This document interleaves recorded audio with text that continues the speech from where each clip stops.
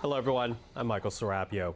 Pierre Poilievre took another step in his quest to have a carbon tax election, sharing today the wording of a non-confidence motion that will be tabled next week. It says very simply, the House has no confidence in the Prime Minister and the government. And the reasoning? A repeat of an argument Conservatives have been making for nearly 2 years, that an election is needed to get rid of the carbon tax. But Conservatives need the other opposition parties to join in order to bring down the government. And by this afternoon, it became clear the Bloc Québécois is unwilling to support the Conservative motion, at least not yet. Vous êtes en train de dire que vous avez confiance envers le gouvernement Trudeau? C'est tellement pas subtil, mais je le prends avec un sourire. Non, j'ai pas confiance en le gouvernement Trudeau, mais j'ai confiance raisonnablement qu'on peut aller chercher une augmentation de la pension pour 100 000 Québécois et Québécoises et 1 million de Canadiens et Canadiennes avec C-319. J'ai confiance raisonnablement qu'on va aller chercher la protection de la gestion de l'offre.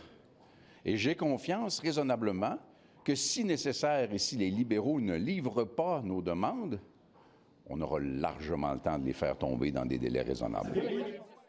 Well, for his thoughts on all of this, we're now joined by the Minister of Natural Resources, Jonathan Wilkinson. Minister, thank you for taking the time. Not at all. Thank you for the invitation. Listen, I want to begin with what we just heard from Yves-François Blanchet, the Bloc Québécois leader, essentially saying that he will not support the Conservative motion of non-confidence. Does that come as any relief to you? Well, I guess I have always been of the view that we would, find a pathway through this. At the end of the day, I think Canadians want us to do the work that they actually, are looking to their politicians to accomplish around addressing affordability, fighting climate change, building a strong economy. So I had always been of the view that we would find a pathway through it, but I think it's very helpful that Mr. Blanchet has said that. And I would also say it's not enormously surprising. I mean, Mr. Poilievre is framing this as a carbon tax issue. The Bloc, for all of the differences that we have with the Bloc with respect to jurisdiction and some of those issues, the Bloc has always been a consistent fighter for addressing climate change, and I have a hard time seeing how they would ally themselves with Mr. Poilievre, who doesn't seem to even believe climate change is real. Well, he does, as you say, in the preamble to the announcement of the motion today. He essentially wants to have this carbon tax election, and it does make me wonder, is fighting for the carbon tax a winnable issue for your party? Well, I think it is, but it has to be done in the context of anything that we are doing to try to address the climate crisis. It has to be done in a manner that considers issues around affordability. And certainly, I think one of the things that we have begun perhaps to communicate more effectively than in the past is the Canada Carbon Rebate, which is, 8 out of 10 Canadian families actually get more money back. It's actually an affordability measure for people who live on modest incomes. If you actually did what Mr. Poilievre wants to do, not only would you be abandoning the fight against climate change, which I know Mr. Poilievre doesn't care about, but you would also be actually making those who live on modest incomes in this country poorer. And I keep saying to folks, how the heck can that be an affordability measure? Mm-hmm.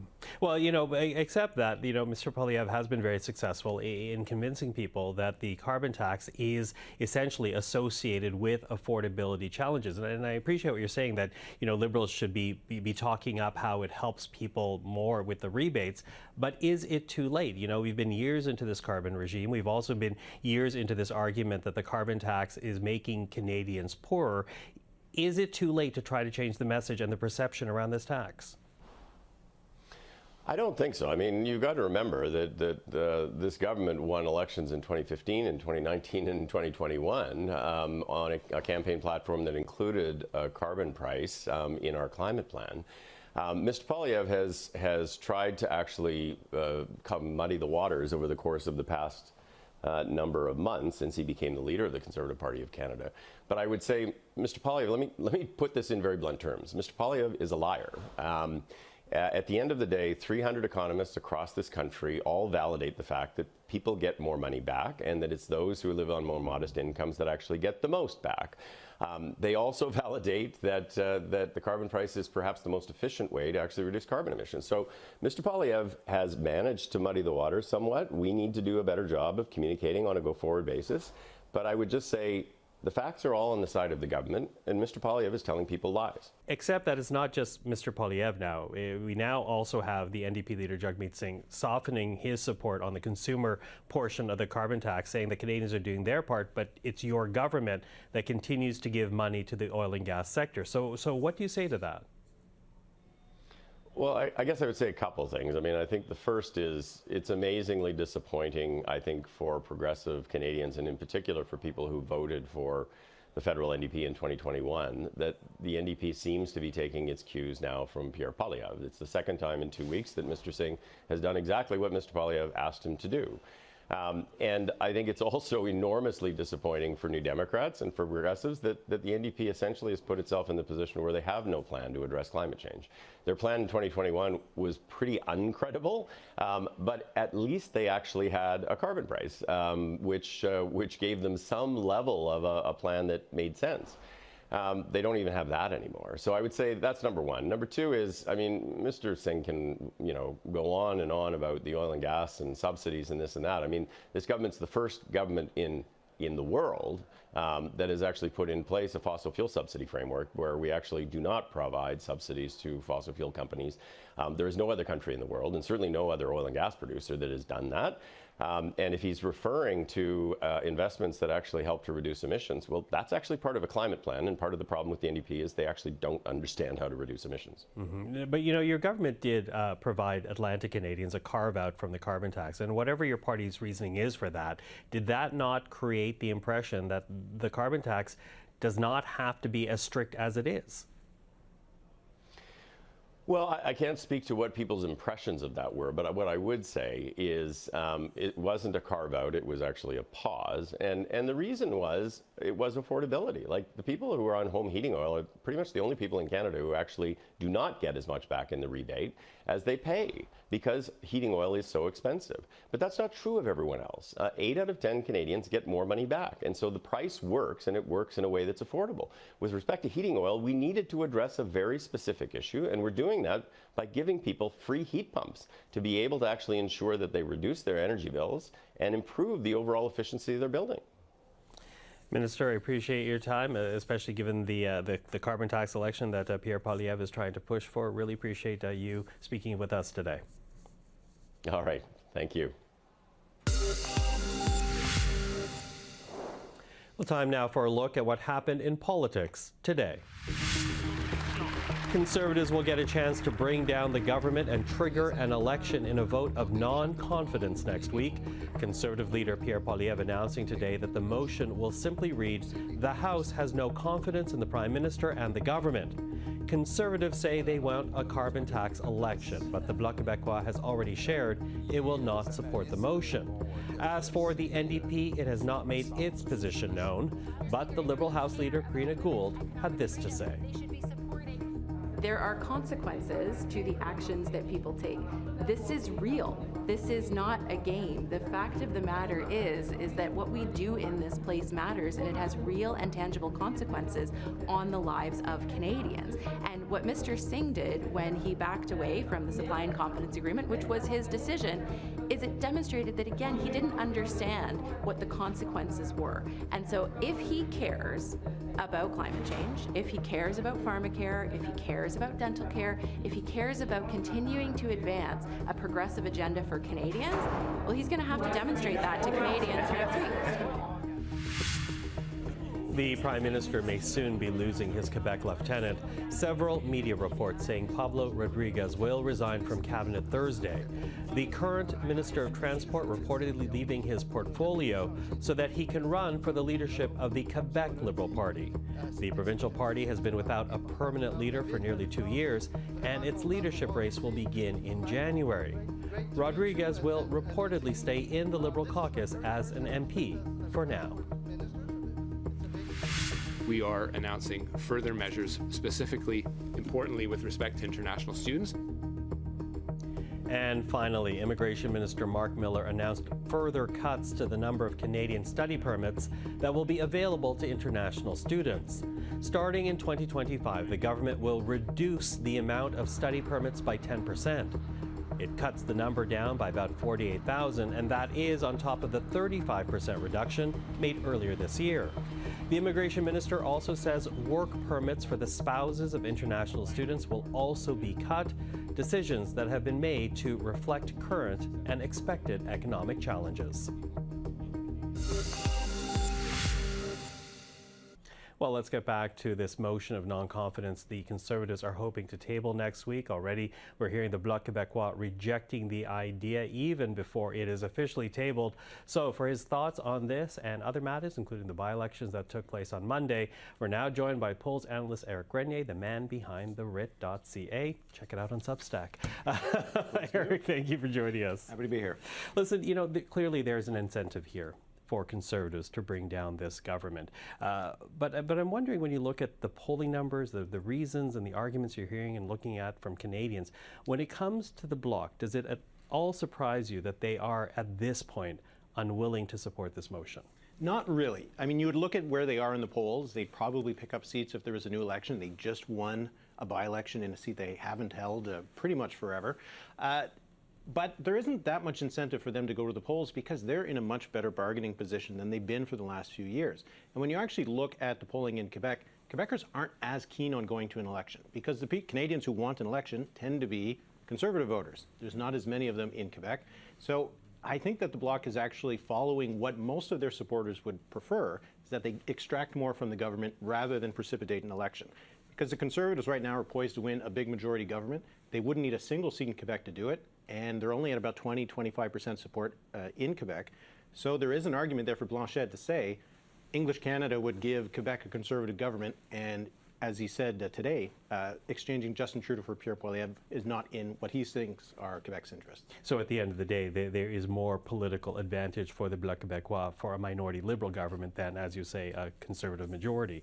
But what about the NDP? Is there at all incentive for them to bring down this government? It's hard to see one. They might have seen the results in Elmwood-Transcona and think that was a good sign for them. The result was a good one for them, I'd say, but the result in La Salle-Verdun was not as good for them. The polls overall have been pretty rough for the New Democrats. It seems unlikely they would be able to pick up a lot of seats, if any. And more likely outcome would be that they would lose seats if there was an election right now. That being the case, an election might not be a good idea for Jagmeet Singh. The move from the Bloc at least might give some cover for the NDP to vote against the government, but if they do that next week, they'll probably have to do it again in a few weeks. And will they be able to come back, walk back on that paint? I'm not sure. Yeah, so something to be watching out for. You know, and of course Conservatives, even though ultimately they want government, but when they talk about reasoning to bring down the government, we keep hearing this idea that Pierre Poilievre and the Conservatives, they want a carbon tax election. So with that in mind, I'm wondering how much of an issue the carbon tax is, and maybe in a different way, is it at all winnable for the Liberals to keep holding on and defending the carbon tax? It is a difficult issue for them. It isn't as unpopular as sometimes people discuss. It isn't an 80-20 issue that the vast majority of Canadians are against it.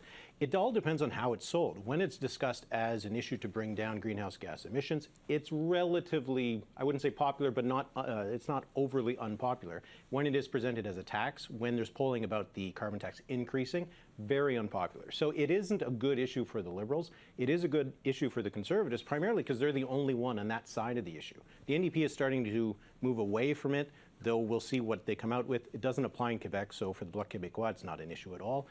So the Conservatives, when they're the only one owning the anti-carbon tax issue, it doesn't matter if it is 50-60% rather than 80-90% unpopular. That's a lot of votes that are there for Pierre Poilievre. Mm-hmm. And for people at home, if you're wondering why it doesn't apply to Quebec, it's because Quebec has a cap-and-trade system that is not part of the federal backstop. But you know, you talk about the NDP and trying to figure out what their position is on the carbon tax. And now that the supply and confidence agreement is over, we're now seeing the Liberals trying to stake out this ground on progressive territory. And they're pointing to the NDP nowadays being very vocal about the argument that they're not really progressives. If they were progressive, they would have never left this deal. Is that a good proposition for the Liberals to try to rebuild some support? I think it is probably a good one for them. It does give them one way to differentiate themselves from the New Democrats. For the NDP to become an anti-carbon tax party, if that's the direction that they decide to take, I'm not sure if that will work out for them very well, considering that the Conservatives are already there. But we have seen David Eby in British Columbia, Wab Kinew in Manitoba, the NDP in Saskatchewan.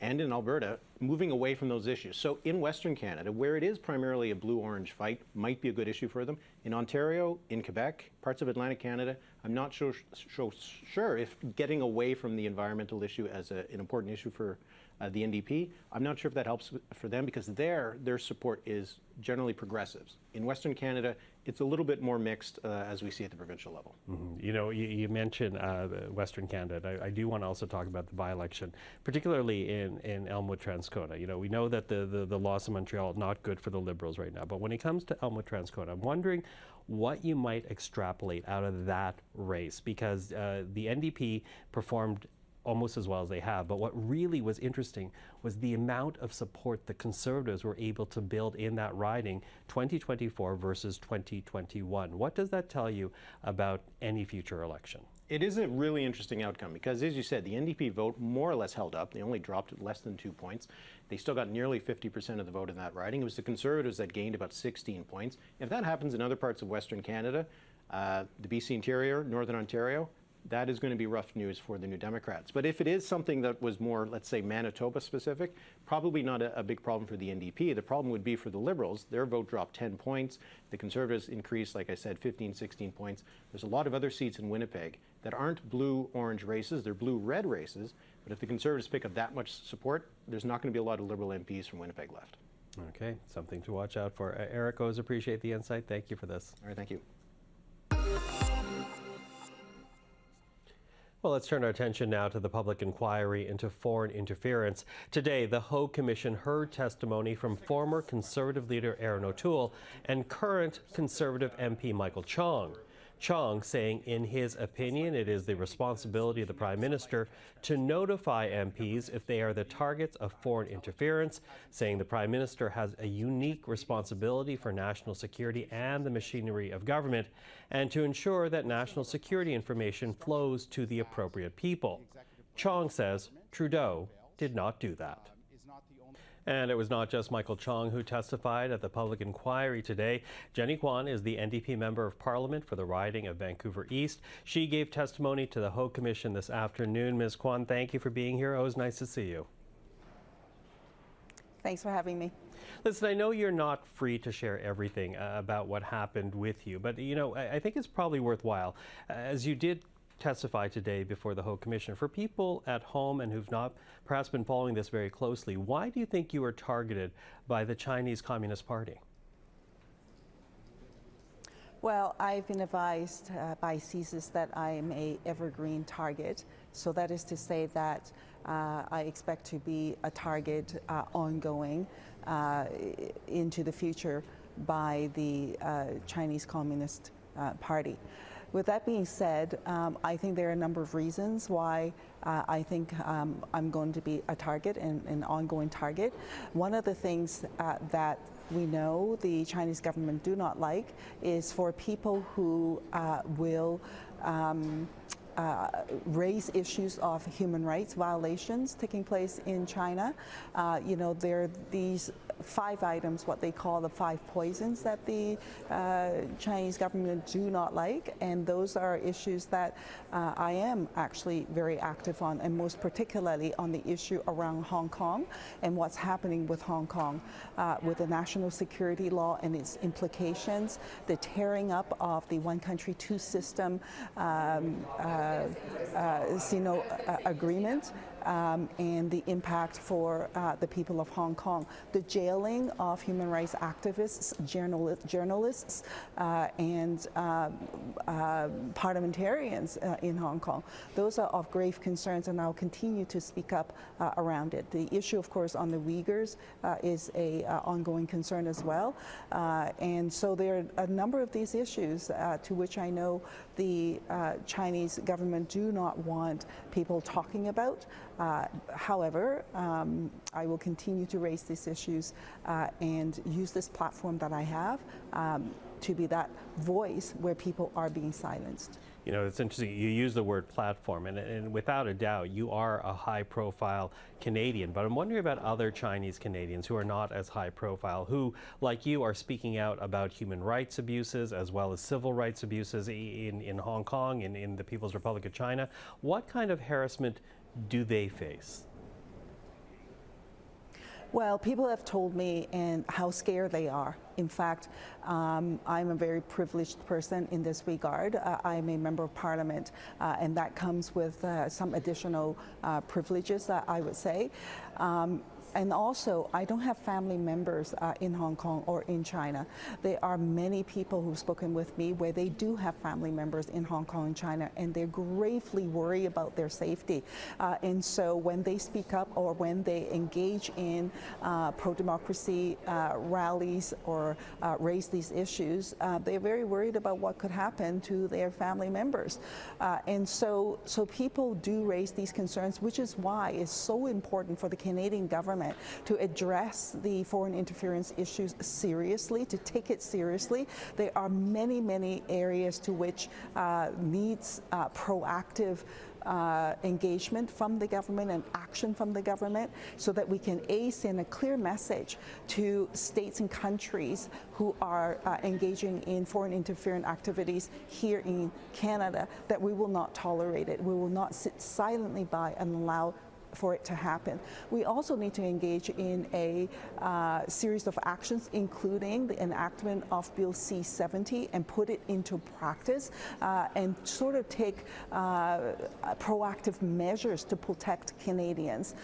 Finally, but not least, we need to engage in a wide public education process so that Canadians are aware of foreign interference activities, what it means, and then to take action to ensure protection is provided to them. Now, last spring, NSICOP, the parliamentary group into security, they released a report that said there were past and current members of parliament who played either witting or unwitting roles in foreign interference.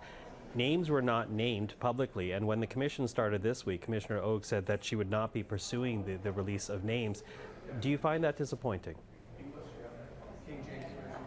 Well, the commission has a role to play, and then it's important that they do that work.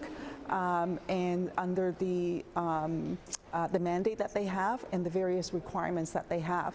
At the same time, what I've also proposed, and I've raised this in the House of Commons in June prior to the summer break, and the matter is now before the Speaker, because I strongly believe that members of Parliament's parliamentarians' privileges have been violated.